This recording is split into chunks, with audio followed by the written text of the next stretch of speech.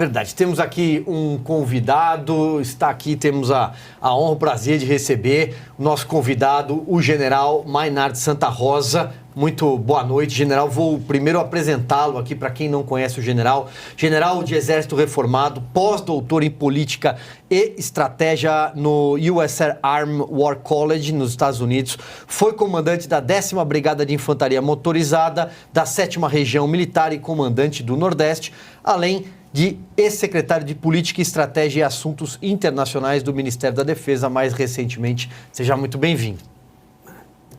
Boa noite, muito obrigado pela oportunidade. Fico muito satisfeito de participar dessa seleta bancada. General, queria então começar aqui a nossa conversa, o nosso bate-papo semanal, pedindo a avaliação do senhor com toda a sua trajetória, além dos conhecimentos aí em política e estratégia, né, já ter passado também pelo Ministério da Defesa, né, e claro, toda a sua biografia desse momento conturbado que o Brasil está vivendo, sobretudo nessa última semana. Pois é, nós vivemos uma circunstância muito complicada, politicamente inédita. Nós tivemos uma eleição complicada, que resultou num processo de seleção dos candidatos, que eu considero ilegítima, tendo em vista as distorções e as disfuncionalidades que se apresentaram ao longo do processo. Então, estamos agora vivendo uma situação de equilíbrio instável. Temos um poder executivo ilegítimo, um poder judiciário acima da lei e um poder legislativo omisso e até, de certa forma, conivente. Então, isso gera um desequilíbrio institucional no país e se reflete no moral, no ânimo da sociedade. Evidentemente. Bom, vamos então aqui batendo papo, rodando. Fabi, vamos lá. Ladies first. Eu queria aproveitando esse clima, general, que nós tivemos muitas pessoas na frente dos quartéis e pedindo, né, uma ajuda para as Forças Armadas, justamente por considerar as Forças Armadas algo importante, né? E a gente sabe que antigamente tinha a função de poder moderador mesmo, né, na história do Brasil, e que agora essa Constituição de 1988 a gente nem pode cogitar essa ideia, porque hoje seria crime. Mas como o senhor vê o carinho ainda o senhor acha que as pessoas vão ainda manter depois esse desfecho, dessas pessoas estarem detidas lá também, foram detidas no próprio QG lá em Brasília? Como o senhor acha que isso vai repercutir para a instituição?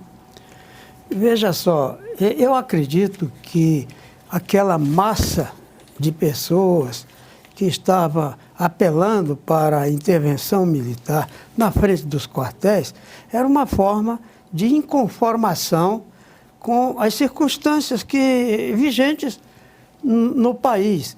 Porque se fizermos um breve retrospecto, nós vamos ver o seguinte: aproveitando-se da pandemia, foi isentado um condenado que comprovadamente, em 3 instâncias e por unanimidade confirmada a sentença, provou-se a situação criminal do candidato. Então, baseado numa situação também forçada, porque houve o aproveitamento de laudo questionável de hacker que acessou o Telegram e as informações contidas lá no telefone celular do ex-juiz Sérgio Moro, usando esse argumento. Ficou batizado de vaza-jato na época, né? Baseado nesse argumento, anular um processo à revelia de 3 instâncias judiciais regulares. E tudo isso com uma função de ressuscitar uma opção ao status político vigente. Quer dizer, isso foi digamos assim, entre aspas, uma forçação de barra que nós brasileiros que raciocinamos, ou que enxergamos, não podemos concordar. Então eu entendo que aquela massa na frente dos quartéis, demonstravam uma insatisfação com esse estado de coisas. Embora a questão de intervir das Forças Armadas tenha sido aproveitada interpretada pelas narrativas adversas como sendo golpismo, não acredito que a população tenha sentimento golpista. Eu acredito que houve uma espécie de uma inconformação, uma revolta diante do absurdo jurídico que foi perpetrado. Esse é o meu ponto de vista. Então, são milhares, para não dizer milhões, de pessoas comuns, de cidadãos comuns que têm consciência política, que se manifestaram. Agora, tratar esse povo como golpista ou terrorista é um erro sociológico muito grave, porque essa insensibilidade pode gerar, dentro do ponto de vista dialético, uma reação incontrolável. Então, é assim que eu vejo o cenário. General, o senhor acabou de colocar esta questão histórica, inclusive do papel das Forças Armadas no Brasil, né, como tinha sido colocado também pela Fabiana, de que você tem alguns processos no Brasil que tenderam à ruptura. Você teve mais ou menos ali constituições que duravam cerca de 30 anos no máximo, dificilmente elas passavam de 30 anos. Essa já é a segunda mais longeva, ela é só de 88. Ou seja, nós temos uma Constituição, uma das mais recentes do mundo, e ela é a segunda mais longeva da história do Brasil. E as Forças Armadas sempre atuaram, historicamente, quase como pelo menos assim, uma tentativa de colocar alguma ordem, né? Quando você tem ali um conflito muito grande entre os poderes, que nós já tínhamos desde a época do Império. Neste sentido, quando as pessoas vão na frente dos quartéis, eu concordo com o senhor que isso, na verdade, é mais uma manifestação simbólica quase, né? Eu não vi ninguém ali falando, olha, eu quero uma ditadura, eu quero um golpe militar para não ter mais presidente, não ter mais justiça, não ter mais nada, que é assim que é colocado pela grande mídia. Porém, eu vejo as pessoas justamente pedindo o contrário, né? Falando, olha, eu queria meu voto, eu queria, sei lá, parece ser uma manifestação mais simbólica. E, sobretudo, Flávio, me permita fazer aqui um adendo, que o general já trouxe isso de alguma forma, a inconformidade das pessoas de ser moralmente administradas, ter a nação administrada por como é que a gente hoje em dia toma cuidado até para adjetivar. Uma micareta? Não, mas enfim, por um grupo que já foi condenado no passado, né? Por um então ex-presidente na época que tinha sido reabilitado juridicamente, mas que tinha condenações na bagagem, né? Acho que a ideia moral bateu, né? Sim. E nesse sentido, quando as pessoas gritam, né? Eu sempre comento, né? Que elas falam assim, os generais vão fazer alguma coisa. E ninguém sabe o nome de um general, né? Acho que os generais, assim, são unificados. As Forças Armadas, elas têm alguma ideologia, assim como a gente vê na mídia, né? Os generais, eles são todos de extrema-direita e querem implantar uma ditadura. E na prática, a gente está vendo mais ou menos o contrário. Qual o papel específico aí das Forças Armadas neste cenário conturbado?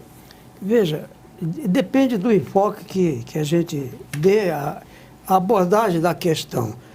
Eu entendo que as Forças Armadas, depois que foi deposto de uma maneira traumática o imperador, em 1888, que dava o ponto de equilíbrio de uma sociedade nascente, e ele, de uma forma até artificial, foi deposto, essa que é a verdade. As Forças Armadas, no caso específico, o Exército Brasileiro, passaram a substituir no inconsciente coletivo o imperador, de certa forma. Porque quem tem a força eu estou invocando aqui a imagem da teoria de Jung e também dos sociólogos mais equilibrados, como Gilberto Freire, Sérgio Buarque de Holanda e alguns da primeira metade do século XX, porque daí para cá misturaram sociologia com ideologia, e aí deu um descrédito nessa atividade, né? Então, as Forças Armadas, nesse sentido, elas substituíram, de certa forma, o imperador. E aí vem, general, hoje, uma declaração hoje, do presidente Lula dizendo as Forças Armadas não são o poder moderador. Estou pegando esse gancho na sua fala porque justamente o presidente disse isso hoje. De fato, legalmente e formalmente, as Forças Armadas não são o poder moderador. O problema é dizer isso para o povo e o inconsciente coletivo da nação. A memória, né? Esse que é aí a diferença, que isso é um contencioso real, é uma circunstância real dos fatos. Aí nós tivemos um ponto de corte. Na Primeira República, os militares tinham uma motivação muito grande no sentido de, como participante da nação, uma espécie de enfoque messiânico da sua missão de desenvolver o país, tirá-lo daquela situação de um país enorme, porém difuso, culturas difusas e heterogêneas, e não ter uma consciência, uma identidade. Então, os militares, naquela época, tinham uma espécie de um viés idealístico, que foi herdado até da formação acadêmica que vinha da Escola Militar de Resende, né? Com base na doutrina positivista. E aí, como o militar é pragmático e é objetivo, houve uma afinidade muito grande com aquela doutrina implantada ainda no Império, pelo Benjamin Constant, e aquilo foi impregnando as gerações de novos oficiais da Escola Militar. Então, a Primeira República, ela passou, assim, tendo na dimensão emocional, uma característica. Aí depois veio a Revolução de 30, que fruto desse inconformismo daquela geração, foi derrubada a Velha República, que era baseada em privilégios ainda senhoriais dos coronéis. Então, derrubada a Primeira República, entrou Getúlio Vargas, com grande capacidade de visão estratégica e política, e ele conseguiu controlar o movimento tenentista. Ele conseguiu dissolver o tenentismo de acordo com a vontade dele para manter o controle do país. Ele conseguiu, é uma habilidade, eu diria que ele seria uma espécie de um gênio, um Maquiavel da política brasileira. Ele conseguiu fazer isso, mas continuou o sentimento, assim, no inconsciente daquelas gerações todas.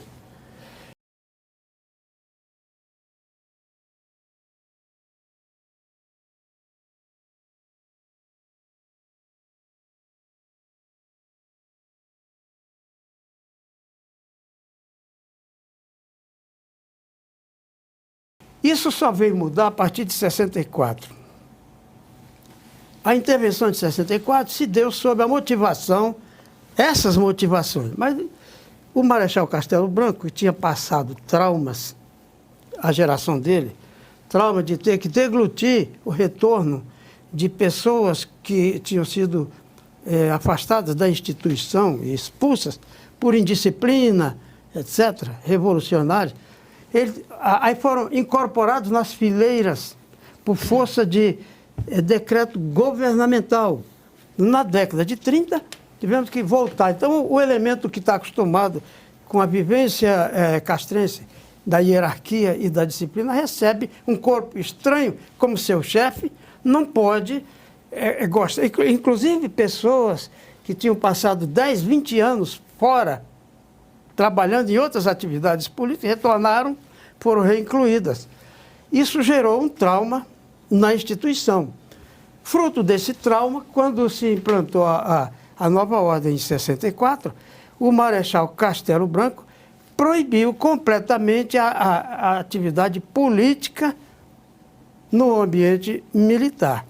Nós tivemos, deixa eu só pegar esse gancho, general, porque nós tivemos, inclusive, hoje, né, de novo, né, uma proibição dos militares se manifestar. O senhor está comentando sobre positivismo, sobre toda essa ideologia da caserna, né? Na verdade, não é exatamente uma ideologia, mas assim, o pensamento geral dos militares, a sensação que nos dá para nós civis que não conhecemos as Forças Armadas como um todo, a gente não aprende sobre isso na escola, ponto, nós não sabemos, é de que alguns da esquerda pensam que são todos ditadores, então, e o pessoal da direita, né, que conhece um pouquinho mais sobre isso, fala, olha, mas são todos positivistas. E qual que é o reflexo disso hoje? Porque nós estamos vendo justamente uma disputa ideológica ali que a gente não conhece. O ponto de corte que eu falei, de 64, foi que pôs fim ao positivismo. A partir daí, as novas gerações foram formadas sob um enfoque profissional, técnico.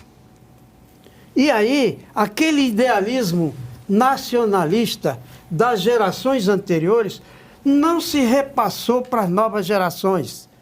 As novas gerações se tornaram pragmáticas, eu diria até mais competentes do que as antigas gerações, otimizando digamos, a atividade funcional militar e focou a sua motivação na profissão. E aí, como se sabe do espírito da sociologia mundial, comprova que existe um sentimento assim pretoriano, esse aqui é o nome técnico, em todos os exércitos do mundo, o exército funciona como uma espécie de um Estado independente, paralelo, autossuficiente, porque todas as funções que existem na sociedade existem dentro do ambiente militar e otimizadas e racionalizadas, certo? E mais eficientes ainda do que na sociedade comum externa. Então, quando se perdeu o idealismo nacionalista que vinha, eu não queria nem dizer nacionalista, eu diria patriótico, que vinha do Império e passou ao longo de toda a Primeira República, o Estado Novo, e a República Nova também. Depois que acabou tudo isso, o militar se tornou mais militar, mais competente, mais disciplinado e menos patriota. Eu não estou aqui fazendo crítica de nada, eu estou constatando a situação. Sim. Então, essa geração de hoje não pode ser encarada como aquelas gerações que eram positivistas. Entende? As gerações de hoje... Esse ponto é muito importante. Essa geração de hoje, ela tem uma configuração diferente. Tem o efeito geracional mesmo e tem essa nova configuração a partir de 1964. Eu tinha dito aqui que o trauma da reintegração de ex-revolucionários que tinham sido expulsos... Houve um caso, por exemplo, do meu xará, o general Maynard Gomes, que foi um dos protagonistas da Revolução de 24 e da Revolução de 27. Esse é considerado um herói, assim, sergipano, Maynard Gomes. Ele foi condenado, saiu, e na Revolução de 30, ele saiu como primeiro-tenente. Aí foi mandado para cumprir sentença numa ilha dessas, bem periférica do Brasil, não me lembro qual é agora, um desses atóis aí, onde tem instalações, ele foi mandado para lá. Quando houve a Revolução de 30, ele foi trazido, promovido a general de brigada. Ele não foi capitão, nem major, nem tenente-coronel, nem coronel, nem vivenciou essas etapas necessárias da vida profissional e foi colocado como general de brigada. Eu estou citando um exemplo aí, né? E isso é uma distorção. Não entro no mérito da pessoa, do herói, eu entro no mérito, assim, da funcionalidade militar, da disciplina e da hierarquia. Né? O general, teve um general que participou da Revolução de 27, daquela marcha da coluna Prestes Miguel Costa. Eu prefiro dizer Miguel Costa Prestes. Em vez de dizer Prestes, porque o enfoque é mais ideológico, sabe? A coluna Miguel Costa Prestes, teve um general oriundo daquela coluna que ficou 30 anos como general. Então, isso lhe deu uma acumulação de autoridade que gerou prestígio político e ele terminou se tornando Cordeiro de Farias, o general Cordeiro de Farias. Então, para acabar essa possibilidade, em 64, o Marechal Castelo Branco criou a lei da compulsória que permite, no máximo, um oficial ficar 12 anos como general. Então, a média é 4 anos como general de brigada, que é o primeiro degrau, como 2 estrelas, como general de divisão, mais 4, e como general de exército, 4. Então, hoje, um general tem uma vida, se ela for otimizada, se ele for brigado e for promovido, porque somente 1/3 dos brigados é que sai 3 estrelas, e metade dos 3 estrelas é que sai 4 estrelas, a filtragem é muito grande. Então, se isso acontece, prova que não há tempo para se formar liderança como se formava até a década de 50. General, Entende? o senhor está dizendo para a gente... Liderança política. Uma avaliação histórica aqui, contando várias coisas que a gente realmente não estuda isso, né? Na escola nós não sabemos sobre... a gente não sabe direito o que é a coluna Prestes, né? Você lembra desses detalhes só para estudar no vestibular e depois você esquece completamente. Mas, na verdade, eu vejo um certo divórcio aqui entre as Forças Armadas, o papel em geral das Forças Armadas e do povo e da classe política. Ou seja, nós temos 3 instituições aqui que não se conversam. São 3 instituições que não pareçam se entender, não pareçam saber o que são umas às outras. Porque nós temos esse problema dos generais com a política, nós também temos um problema do povo que, ora, teve uma situação mais ou menos tensa com as Forças Armadas e, ora, tinha que se socorrer das Forças Armadas correndo, e a classe política ali que parece ser mais alienada do que qualquer outra coisa. Eu acrescentaria, evite a formação dos governos de esquerda sempre que tiveram a dificuldade em relação aos militares, de relacionamento muitas vezes, inclusive com barreiras, dizendo, nós vamos colocar um civil à frente do Ministério da Defesa. Acompanhamos recentemente esse debate. Exatamente. E as ditaduras de esquerda da América Latina, todas, que a gente sabe que tem o auxílio das Forças Armadas de cada país. De cada país, exatamente. Eu acho que o símbolo supremo agora foi no dia 1º de janeiro, né, que o Lula, enquanto estava passando, né, o presidente estava sendo empossado naquele momento, todos os generais, né, todos os comandantes das Forças Armadas bateram continência e o Lula ignorou, ele virou de costas. Como o senhor avalia esse gesto, assim? Ele não aprendeu que o presidente é um estadista. Os militares fazem a continência para o estadista. Não interessa a pessoa, interessa a missão funcional militar. Então, se fosse depender de avaliação pessoal, avaliação moral, ele talvez merecesse uma algema e não uma continência. Mas como ele está ali colocado, institucionalizado como autoridade máxima do Estado, então os militares prestam a sua continência ao Estado, independente da pessoa. Entende? Então, isso aí. Outra coisa que às vezes causa uma impressão diferente é que as Forças Armadas sempre tiveram o apoio do povão. O povo admira e apoia as Forças Armadas. A classe média é que não conhece as Forças Armadas e, por estar muito politizada aí, na maior parte das vezes, devido ao ensino superior das universidades, ideologizada, é que tem uma posição, em geral, chocante em relação às Forças Armadas. Não é o povo. Então, isso aqui é uma percepção que tem que ser estudada por sociólogos. Se colocar um militar, o povo aceita. O povo aceita.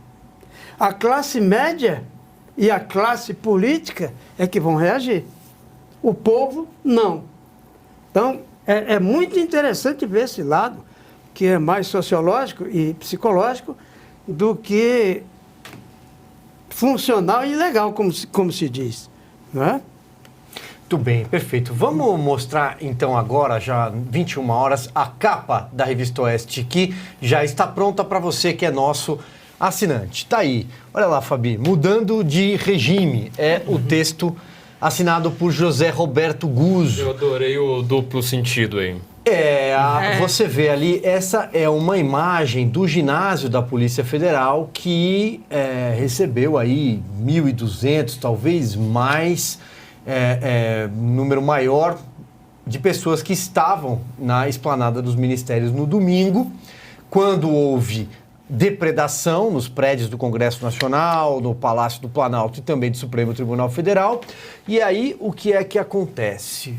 Mais de 1.000 pessoas foram levadas para esse ginásio da Polícia Federal, sem individualização de conduta em primeira hora. Houve uma enorme confusão e muita gente teve que sair de lá, assinando inclusive uma tal nota de culpa, sem saber de fato o que tinha feito. Afinal de contas, talvez estivesse ali próxima a algum vândalo, a alguém que praticou ato de depredação, e aqui deixo registrado mais uma vez, como a Revista Oeste faz nas suas páginas, faz no seu site, faz em todos os seus programas, do repúdio a qualquer tipo de violência. Por mais que alguém entenda que algo é certo, não tem jeito se chegar até lá fazendo o errado, praticando o errado. A Oeste repudia todo tipo de vandalismo. Mas vamos lá, vamos colocar de novo a capa na sua tela e eu vou dar mais detalhes aí desse artigo José Roberto Guzzo. Está em execução um projeto que pretende manter o país sob o controle de uma coligação entre o STF e o Executivo. Começa a se formar um Brasil de obediência ao governo, sem povo na rua e sem oposição de verdade. Lembrando, né, Fabi, para a gente atualizar quem está nos assistindo, que o governador do Distrito Federal foi afastado por 90 dias, que na sequência houve outras decisões do plenário do Supremo Tribunal Federal, formaram maioria, proibindo novas manifestações políticas, enfim, uma grande escalada. O que está acontecendo no Brasil, até juridicamente fica complicado. Essa nota de culpa que você mencionou, por exemplo, ela existe no Código de Processo e ele não é tão anormal, mesmo porque nas condições normais daria para alegar uma coação, para ser liberado, a pessoa assina qualquer coisa. Quem viveu até a ditadura, aproveitando aqui o general, né, tem esses resquícios de dizer essas coisas que a gente não sabe o que é verdade ou não, mas de fato o que a gente está vivendo agora é algo que você não tem como que um senhor ia sair dali, né, preservar a sua própria vida se não assinasse o papel. Então, como nós trabalhamos, eu sou advogada e a gente trabalha lá com o pessoal que está em Brasília fazendo um acompanhamento pro bono dessas pessoas, esse retrato que a capa trouxe é o retrato da mais triste realidade que hoje nós temos no Brasil. Uma série de leis não estão sendo respeitadas, a esquerda acha que é monopólio dela falar direitos humanos de pessoas que estão detidas, isso não é. E, de fato, uma série de garantias, né, das pessoas aí foram violadas e estão. Só para as pessoas saberem, ainda estamos procurando pessoas desaparecidas. Né, que realmente, a última notícia que a família tinha é de que estava, eu chamo de galpão da democracia, essa parte aí.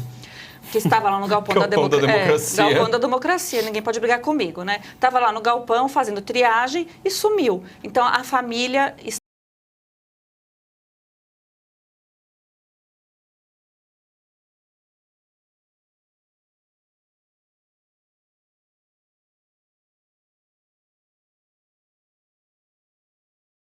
está à procura, depois até vou pedir para a Oeste até divulgar, porque é uma notícia real e a família realmente está procurando. Então, a gente precisa saber os desdobramentos disso tudo. E não dá para generalizar. Um dos princípios penais aí que nós temos é a individualização de conduta e também, aí todo mundo já sabe, todo malandro sabe, agora o povão que está sabendo também, que precisa ter audiência de custódia. Se você não tem audiência de custódia, o que tem que fazer? Soltar, relaxamento de prisão.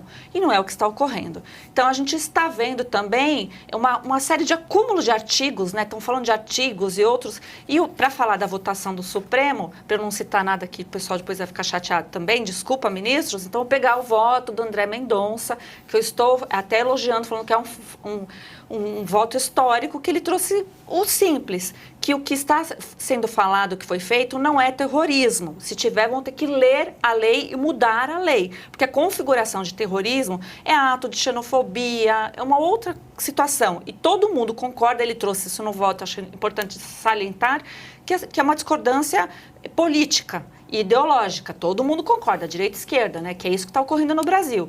Que, de fato, aí tem a inovação dessa lei que substituiu a Lei de Segurança Nacional, que é o artigo 359, que está sendo utilizado, e que foi a primeira vez, então, que o Judiciário apreciou. E apreciou como? Todo mundo, não importa se você chegou perto do lugar, você é culpado. E agora a gente tem responsabilidade também, é muita coisa, né? Mas responsabilidade de pessoa jurídica, já fazendo uma pré-condenação e pegando os bens dessas empresas que você também não tem como individualizar nesse primeiro momento.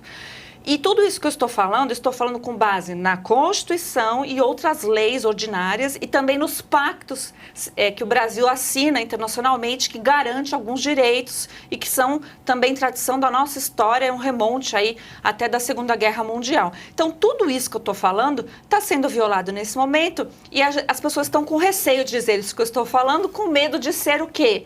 É um incitador de alguma coisa. Eu só estou incitando a lei. Se não for crime ainda dizer, né, que, por exemplo, existe lei de tortura no Brasil, existe lei de abuso de autoridade, então fica aqui esses meus recados meio não tão assim diretos. E aí eu já aproveito e emendo a pergunta ao general, porque eu sei que as pessoas tinham muita consideração pelas Forças Armadas do Brasil.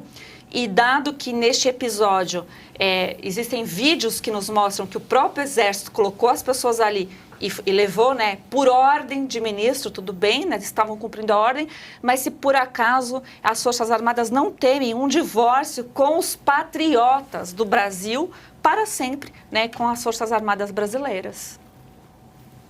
Para sempre é difícil, porque existe, assim, como eu falei, o inconsciente coletivo, existe a tradição, que, embora muita gente de esquerda não admita, mas é uma realidade que não dá para ser cancelada, né? Vivemos uma crise de liderança em geral, em todos os segmentos da sociedade. Talvez por isso não tenha havido uma decisão um pouco mais contundente, né? Talvez por isso mesmo. Mas não é o caso de se dizer que o Exército, por exemplo, se voltou contra o povo. O Exército jamais vai atuar contra a população. Se houver um impasse, ele vai se posicionar do lado do povo. Essa é a verdade. Se chegar um momento crítico de impasse, o Exército se posicionará ao lado do povo, como sempre o fez, ao lado, como garante da soberania popular. Então, se há digamos assim, uma distorção ditatorial por parte, seja de elemento do executivo ou do judiciário, isso é uma questão circunstancial que passará, de alguma forma. Espero que sem a necessidade das armas. Espero que seja uma discussão pacífica. Claro. Mas se houver, digamos assim, a perda de controle, um estado de convulsão, com grave perturbação da ordem, tenho certeza que o Exército estará do lado do povo. A soberania que nós aprendemos desde a academia e ao longo da vida inteira militar é do povo. É o povo que é soberano.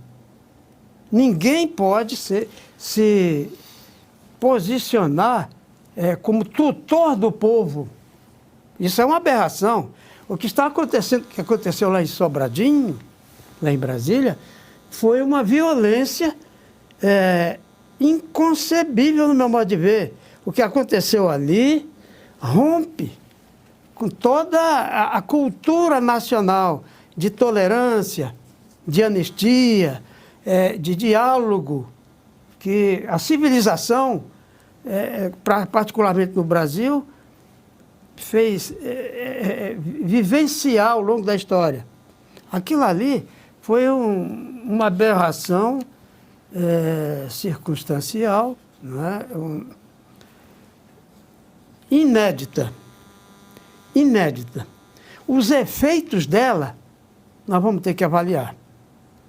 Porque a teoria da dialética existe. Sim. A cada ação corresponde uma reação que lhe é igual e contrária. Isso não é só na física, né? Isso também é nas relações humanas. E a dialética funciona dessa maneira. Então, eu acredito que isso tem que ser corrigido de alguma forma. É um absurdo que não pode permanecer, que tem que ser, de alguma forma, corrigido. Porque se houver tendência de se permanecer esse estado de coisas, a reação pode sair do controle. Agora, general, aproveitando o gancho aqui, quando a Fabi trouxe doutora Fabiana, porque ela é advogada, né, mas é nossa amiga, a gente chama de Fabi.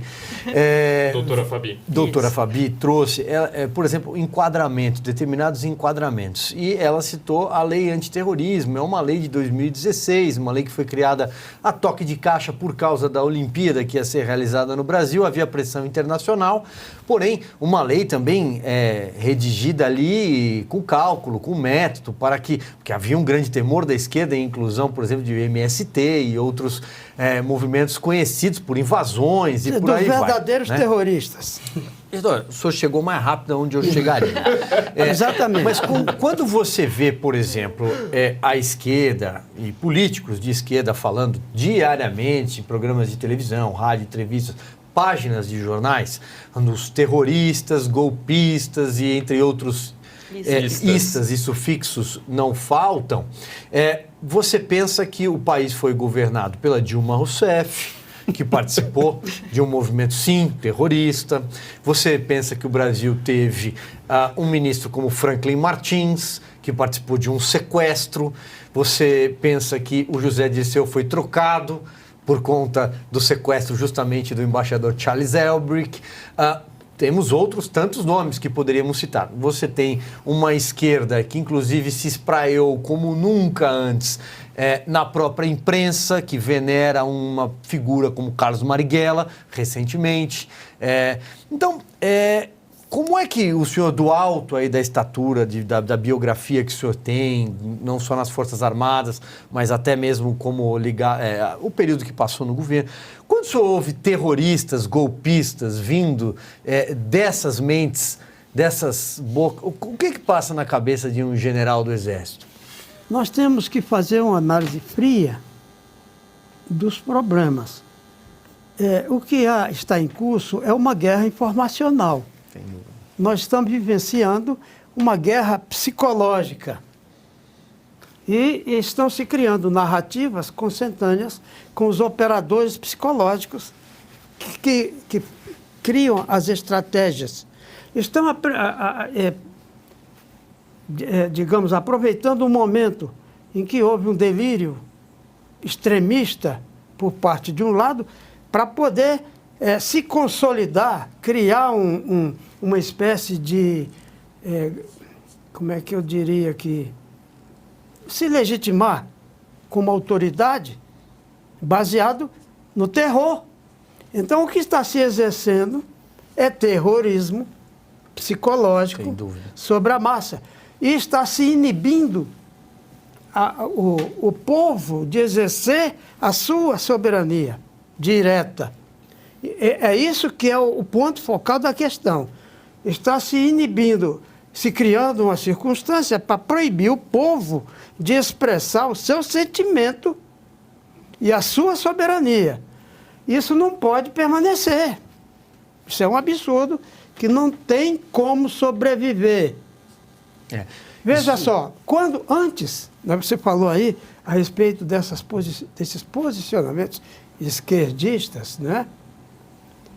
Até haver o colapso do Muro de Berlim e da União Soviética, havia uma espécie de otimismo, eu diria assim, um fatalismo otimista com relação ao socialismo autoritário, que é basicamente o marxismo, né? Mas quando veio assim ao público, no mundo todo, o que aconteceu naqueles anos de domínio do comunismo na Europa Oriental, se provou que como solução econômica é um fracasso. O socialismo não vingou em lugar nenhum. E a prova está que a China não é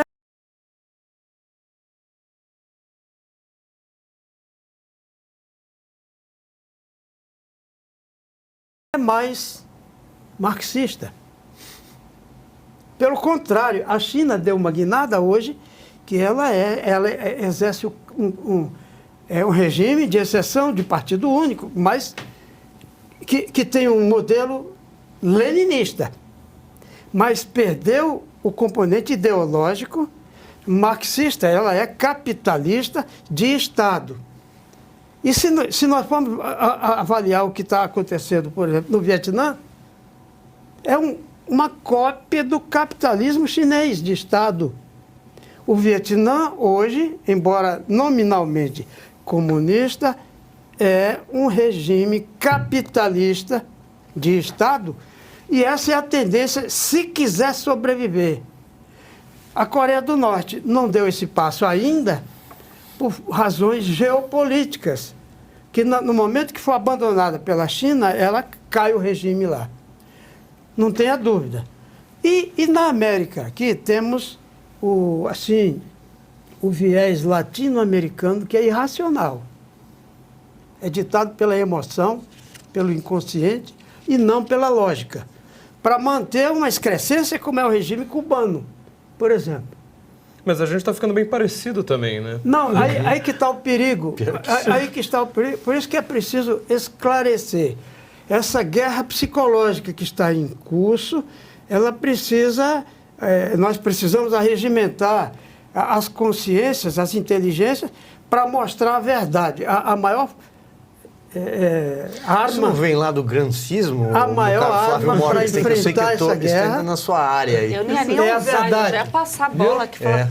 A verdade é a melhor arma. Praia do Flávio. Ele já se ajeitou. Vai, Flávio. Não, é que na verdade eu acho que assim, tudo isso que a gente tá comentando aqui, né, são exemplos históricos assim que, infelizmente, eles deveriam ser óbvios. Quer dizer, o mundo inteiro estuda a China, o mundo inteiro estuda a Coreia do Norte, o mundo inteiro estuda a cortina de ferro, o que aconteceu pra lá da cortina de ferro. Só nós que não, né? Pra gente, assim, você falar em comunismo, assim, uma teoria da conspiração, uma coisa como essa, um regime que matou mais de 100 milhões de pessoas, não é pouca coisa. Agora, eu queria só... A gente não quer se focar nesse assunto, mas é só uma coisa que nós precisamos dizer, principalmente porque o senhor acabou de falar sobre a inteligência. Lembrando que, assim, esses abusos que foram ditos, as torturas que foram mencionadas aqui, elas todas estão elencadas na lei. Existe lei de abuso de autoridade, existe lei de tortura no Brasil, como já disse a doutora Fabi, e essa lei de tortura também fala sobre tortura psicológica, e a gente precisa, acho que assim vai ser o tema deste ano, falar dos campos de concentração, né, que já estão sendo chamados de Gulag ali em Brasília. Mas já que a gente está falando de inteligência aqui, né, acho muito importante a gente notar, olha só, o GSI, tá? Ele dispensou reforço. Isso é importante. Horas, não foi dias, foi horas antes do que aconteceu neste domingo. Quer dizer, o GSI estava vendo um monte de gente, porque aquilo ali não aconteceu em 2 segundos. Ele viu aquele monte de gente chegando e falou, gente, olha... Andaram 7 quilômetros. 7 quilômetros. Acho que dá pra ver uma 4 mil pessoas. 4 mil pessoas andando 7 quilômetros, acho que dá pra ver. Você fala assim, olha, já que tá Sobretudo vendo... na esplanada dos ministérios, acho que todos nós aqui conhecemos Você olha pra frente e você vê... Quem está nos assistindo também, né? Aquelas vias largas. Você vê 8 quilômetros pra frente, assim. E ela fala assim, não, vamos abdicar da proteção aqui, tá? Além disso, a BIM estava produzindo relatórios diários, tá? Sobre os riscos de vandalismo nas manifestações e também emitiu um alerta horas antes. Então, neste cenário, o senhor acabou... eu quero pegar o começo da sua fala aí, que é o caos, né? Ou seja, as pessoas estão querendo trabalhar o caos. É plausível, por exemplo, assim, dá pra gente supor que autoridades como, por exemplo, o senhor Flávio Dino ou o próprio senhor presidente Lula da Silva tenham agido por omissão. Eu acho que isso cabe uma investigação e, assim, um caso como esse é plausível para impeachment já imediato. Enquanto o general responde, Tá na lei. vamos mostrar, inclusive, essa informação que o Flávio trouxe, né, vamos dar o crédito. O jornal O Estado de São Paulo de hoje, é a manchete, nós temos a imagem, está aí na sua tela. GSI dispensou reforço de guarda no Planalto horas antes da invasão. Está dado crédito ao jornal O Estado de São Paulo, general. Eu diria, concluindo o meu raciocínio anterior, que hoje o papel da esquerda, considerando que a ideologia se mostrou falida no mundo, é o poder. A dinâmica toda da esquerda é o poder. É luta pelo poder. Essa que é a verdade pura e simples. E se locupletar das benesses do poder. Bom, mas na questão específica ainda, eu diria o seguinte, não é possível ingressar aquela turba sem que haja conivência de pessoas de dentro das instalações. Porque o sistema de segurança não permitiria. E outra coisa, com base nas imagens que foram colocadas, foram filmadas pelas câmeras internas do Palácio do Planalto, antes de haver a invasão por extremistas de direita, já havia extremistas infiltrados quebrando as instalações internas. Isso tem prova dentro dos vídeos filmados pelas câmeras do Palácio do Planalto. Ou seja, se não houve conivência, houve conluio e houve participação. Eu me arrisco até a invocar a hipótese de que os próprios grupos extremistas que entraram, de direita que entraram lá, estavam infiltrados e talvez liderados por agitadores profissionais, black blocs. Aí, nesse sentido, você vai ver, por exemplo, o que está se publicando na imprensa americana, que foi replicado aqui por aquele blog, o Sputnik Brasil, por exemplo. Russo, né? Não é? Da inteligência russa. Sim, mas americano, a matéria é É da Fox. é um É da escritor Fox. americano, É a Fox. Bob, Edward, esqueço do nome dele agora. Tudo bem. A versão é que houve também participação de serviços de inteligência interessados nessa meta de fazer com que a imagem psicológica fosse semelhante A do Capitólio. à do Capitólio. Isso aí é uma coisa só, a gente precisa deixar bem claro, isso é uma coisa que precisa ser investigada, tá? Nós temos a produção, acho que pode já separar os vídeos que a gente tem. Eu quero mostrar aqui, desculpa fazer um jabá de mim mesmo, né? Mas no meu livro... O Flávio não é Cabotino, então eu posso testemunhar a favor dele, ele não faz isso. Mas meu livro, foi um livro meio longo, tá? Que eu peguei reportagem por reportagem, todas as reportagens de todos os portais da época. Meu livro Por Trás da Máscara, né? Dos Black Blocs ao Passe Livre, as manifestações que tomaram as ruas do Brasil. Primeiro lugar que você sempre teve um super esquema de inteligência ali. A gente precisa lembrar que nesta época desse livro, tá vendo? Ó, ônibus queimado, a gente não viu isso em Brasília, tá? Não sei como é que foi na Fox. Só no dia 12, exato, só no dia 12, exatamente.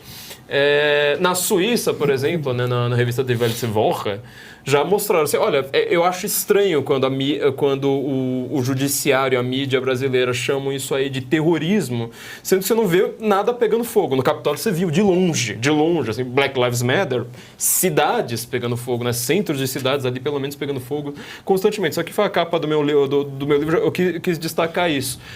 E tem inteligência ali para você fazer esse tipo de coisa, ou seja, você teve preparação de anos e anos, eu estou pegando os documentos ali também, os documentos da esquerda, um por um, mostrando por que eles tinham feito daquela forma, por que eles escolheram aquela pauta, por que eles foram, por exemplo, para o Itamaraty, que é uma coisa que ninguém lembra, por que você vai, tá o Ministério da Justiça na sua frente, você está manifestando por causa de 20 centavos de preço de ônibus, você vai para o Itamaraty, por que isso, né? Aqui no meu livro eu estou explicando justamente porque Itamaraty é protegido pelas Forças Armadas e não pela Polícia Normal. Mas eu quero comentar tudo isso porque as imagens que o general estão comentando, não sei se a nossa produção já tem, mostram que, na verdade, boa parte da direita, estão aí, ó, tava pedindo para não quebrar. Ó, acho que tem um áudio aí, né? Exatamente quebra. o que eles estão dizendo, não quebra. Né? Essas imagens são impressionantes, não vi isso na mídia. Eu acho que deveria ter sido noticiado. Inclusive, legalmente, essas pessoas que estão gritando não quebra, elas não podem ser tipificadas em nenhum dos crimes que estão dizendo que elas cometeram, né? E parar em campo de concentração. É uma Agora, coisa... para fazer justiça... Uma anomia, como o militar gosta de chamar. É uma disfunção. Agora, se você... Perdi o fio da meada, porque... Perdão. Fica da anomia aí. Depois eu me lembro. Certo. Não, o que a gente queria, o que a gente está querendo... Sim. É o seguinte, para fazer justiça, a notícia do Estadão, Estado de São Paulo, eu diria o seguinte, que alguns momentos antes, o GSI aceitou a sugestão do comando do BGP, o Batalhão da Guarda Presidencial, para reforçar a guarda. Então,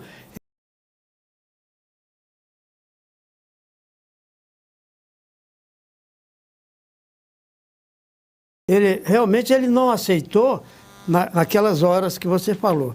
Mas alguns momentos antes, quando não precisava mais, ele aceitou. Certo? Então, aí que...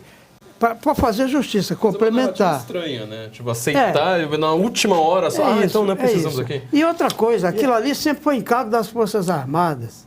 General. E apareceu PM, Então. que não foi acionada E pelas brigando. Forças Armadas. E houve uma Como briga, foi? exatamente. Briga de Aquilo força. foi Uma programado. briga de forças em algum momento ali. Foi programado. A presença de PM no local não era prevista.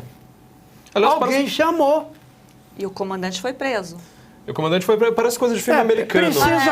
Precisa sempre de bodes expiatórios para justificar a disfuncionalidade.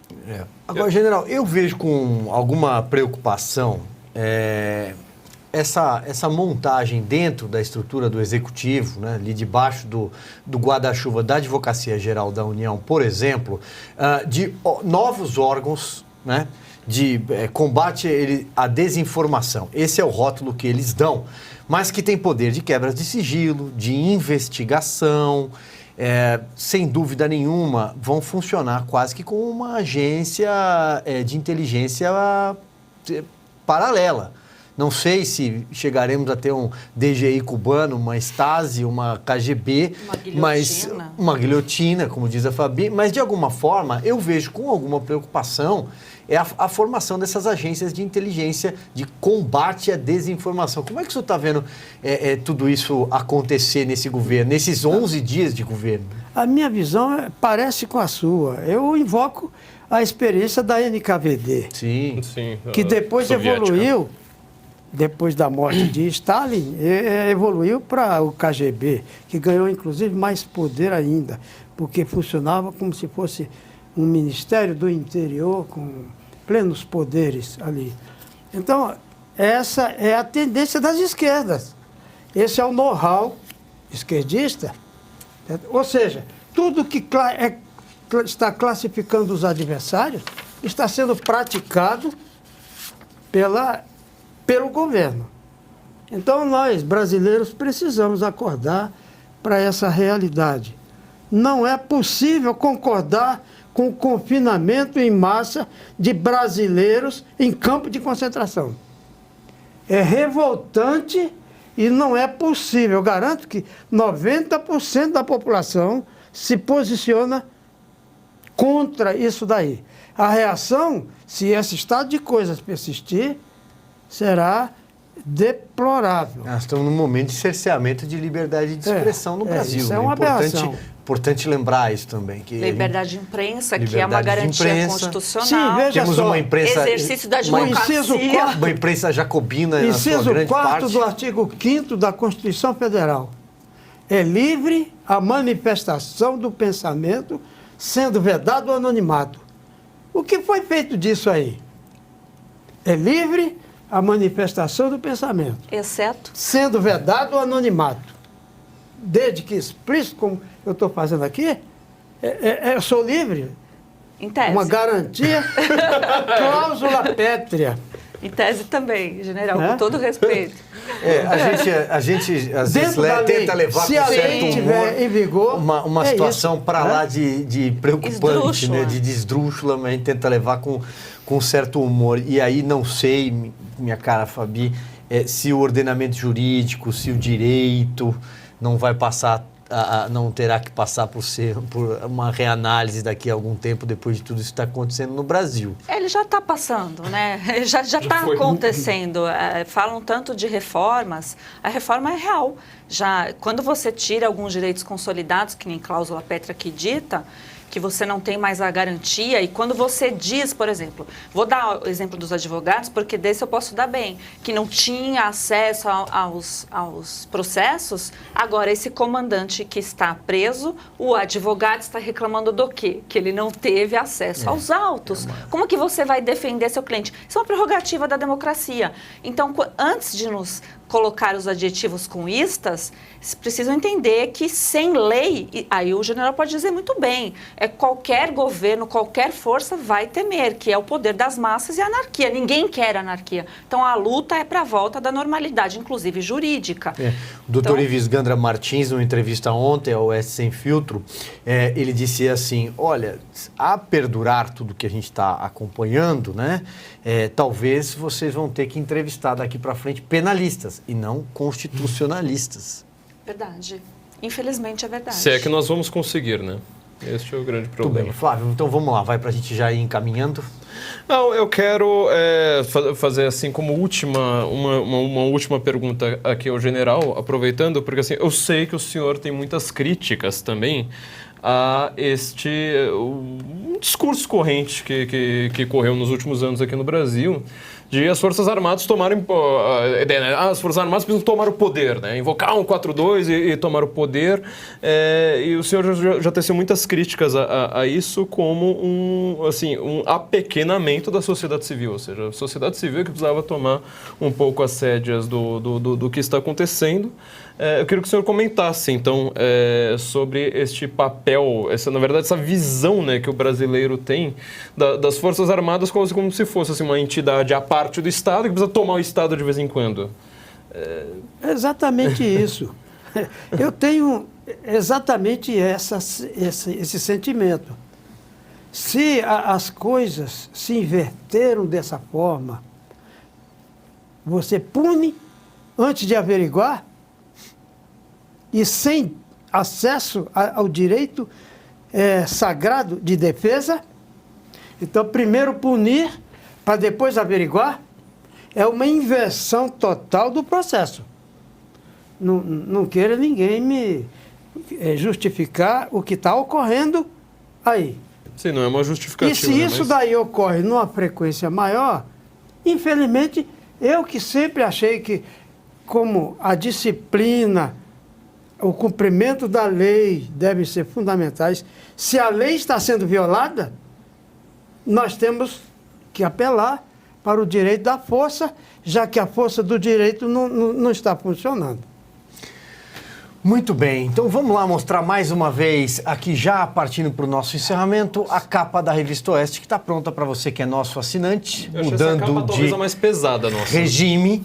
O texto assinado por José Roberto Guzzo. Essa imagem, eu repito, é ali do ginásio da Polícia Federal, logo depois dos atos de domingo, mais ou menos 1.200 pessoas, nem o número ao certo a gente não sabe, e muitas delas sequer tiveram a conduta individualizada e saíram de lá com uma nota de culpa assinada. Ou Muitas foram outras para a penitenciária. E um grupo grande também foi levado para a penitenciária da Papuda ou para a Colmeia, no caso das mulheres, a feminina. Lembrando que por lá, nesse ginásio, também passaram crianças que estavam com seus pais, acabaram sendo levados para lá, depois alguns recolhidos pelo Conselho Tutelar, outros por familiares. Muitos idosos passaram mal, precisaram ter atendimento médico. Enfim, Todos os detalhes você acompanha não só no artigo de José Roberto Guzzo, como no amplo conteúdo sobre tudo que aconteceu desde domingo até amanhã bem cedinho, quando a Revista Oeste estiver disponível para você que é nosso assinante. O QR Code está aí do lado, para você que quiser apoiar o nosso jornalismo independente. Eu sempre afirmo que a Revista Oeste não aceita nenhum tipo de recurso público, de partido político, de governo, não é ligada a nenhum tipo de político. Nós estamos aqui por conta da sua assinatura, do seu apoio ao nosso jornalismo independente. General Maynard Santa Rosa, foi um prazer. Mais uma vez, muito obrigado pela aula aqui de história, sobretudo. E meus parabéns pela sua trajetória. Muito obrigado pela oportunidade. Pelo menos aqui eu posso defender as minhas posições, as minhas opiniões, usar o que a Constituição me garante. Então, muito obrigado e espero que o nosso país ultrapasse essa transição o mais rápido possível. Exatamente. Fabi, obrigado. Boa noite. Obrigada, Silvio. Obrigada, viu, general? Obrigada, Flávio. Obrigado a todos. E até quinta-feira que vem. Tá aí. Flávio Morgenstern.